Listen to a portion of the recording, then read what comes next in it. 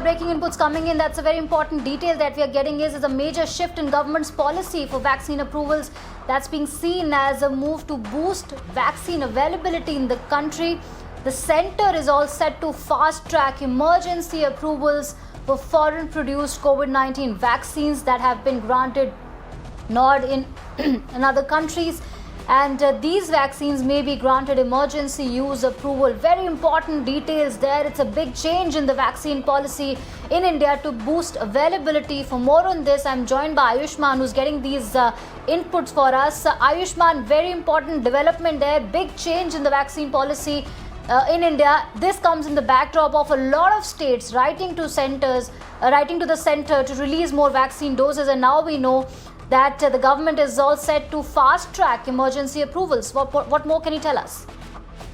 Well, Archana, the process of bridging trial is something that the government is contemplating to currently do away with. We are being told that centre has fast-tracked emergency approval for foreign-produced COVID-19 vaccine that have been used in other nations. The plan is to expand the basket of vaccine for domestic use and increase the pace of vaccination. Now, the bridging, instead of like earlier we saw the bridging trial, the centre has now said that somewhere you vaccinate 100 people and you see what is the safety that is being seen in there. The first 100 beneficiaries of such foreign vaccine shall be assessed on 7 days for safety outcome before it is rolled out to the immunization program.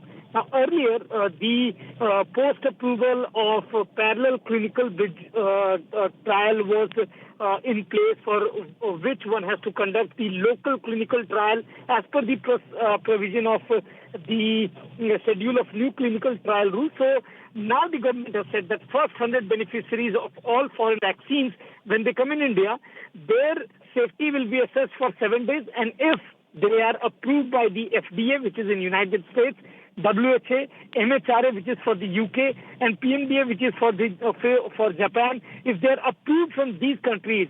But this is not for China, because Sinovac still does not have very good results. So if these vaccines are approved by US, UK, or even Japan or WHO, these vaccines can be given an approval in India, and only process will be that 100 beneficiaries will be given the vaccine for first, will be monitored for 7 days, and then it will be seen which kind of response the vaccine is generated, and then it can be included in the vaccination program.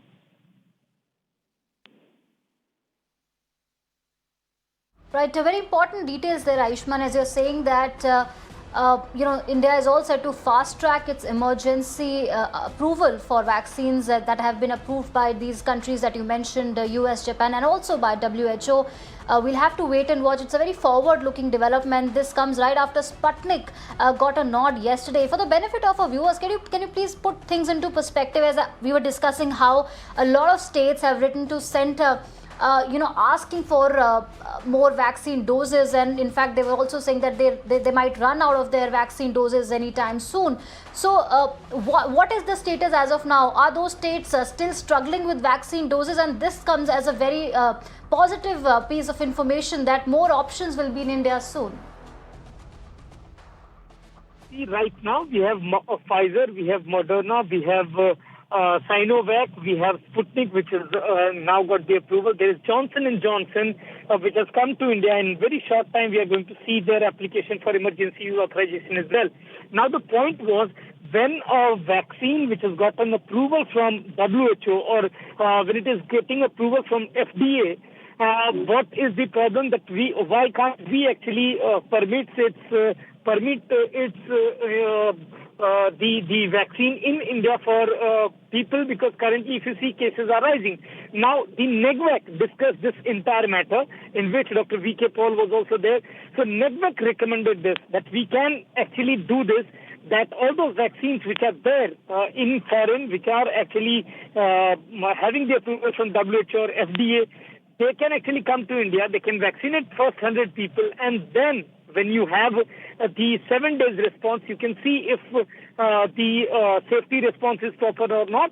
And after that, you can side by side carry on the bridge studies, but vaccination program can be augmented. So you have only 2 vaccination candidates in India. So the load was definitely there. you don't have the capacity of manufacturing, but you have a larger population to vaccinate. That was actually resulting in shortage, and perhaps this is the move which the government aims that after this you won't have the shortage of vaccines, because currently India has about 4 candidates still in pipeline, where one is the intranasal vaccine of Bharat Biotech, there is Johnson & Johnson, then there is Novavax, which will be in India with Serum Institute, and there are other vaccine candidates also like Pfizer who have applied for emergency authorization, but they went back.